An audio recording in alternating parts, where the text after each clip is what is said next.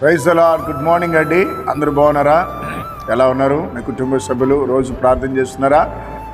ఈ దినము ప్రార్థన చేశారండి? దేవుని వాక్యాన్ని చదివారా? తప్పక దేవుని వాక్యాన్ని చదవండి, ప్రార్థించండి. మీ ఇంట్లో అందరూ కూడా ప్రార్థించలేకనా పురుకొల్పండి. కడవరి దినాలు ఉన్నాం. రండి కలిసి దేవుని వాగ్దానం చూద్దాం.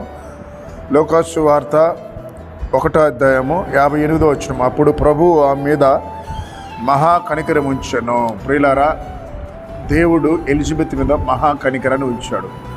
ఆ కనికరాన్ని బట్టి దేవుడు ఆమెకి గర్భఫలాన్ని ఇచ్చాడండి. ఈరోజు కూడా దేవుని కనికరాన్ని మనం పొందుకోవాలి.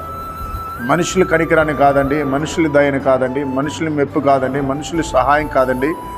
మనుషులు ఈరోజు ఒక మాట అంటారు, రేపు వారి మాట మార్చేస్తారు. నీ కోసం ప్రాణం ఇస్తానంటారు, రేపు నీ ప్రాణాన్నే వాళ్ళు తీయొచ్చండి. నీ కొరకు నేను ఏమైనా చేస్తానంటారు, కానీ చివరికి నువ్వు కష్టాలు ఉన్నప్పుడు పారిపోతారు, దూరంగా ఉంటారు. కానీ నేను ప్రకటిస్తున్న నా ఆరాధ దైవమైన యేసుక్రీస్తు నీకోసం ప్రాణం పెట్టాడు. ఆ ప్రాణం పెట్టిన యేసుక్రీస్తు కనికరం నీకు కావాలంటే ఉదయాన్నే లేచి ప్రార్థించండి.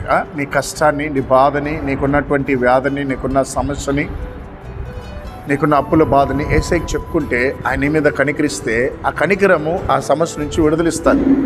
నా జీవితంలో ఎన్నో సమస్యలు వచ్చింది, ఎన్నో పోరాటాలు వచ్చింది. ఆయన ఆశ్రయించినప్పుడు ఆయన కనికరాన్ని నేను పొందుకున్నాను. కాబట్టి మీరు కూడా ఆయన కనికరాన్ని పొందుకోండి. అట్టి కృప దేవుడిచ్చలాగా ప్రార్థించేద్దాం. మహాగణుడా, పరిశుద్ధుడా, ఉదయకాలన వాగ్దానాన్ని బిడల మీదనే కృప ఉంచండి. ఎంతోమందినైనా విరిగి నలిగిన హృదయంతో ఉన్నారు, వారికి సహాయం చేయండి నా ప్రభా. అయా, గర్భిణీ స్త్రీల హాస్పిటల్లో ఇప్పుడునైనా ప్రసవ వేదంతో ఉన్నారు, వారికి మంచి ప్రసవాన్ని దయచేయండి నా ప్రభా.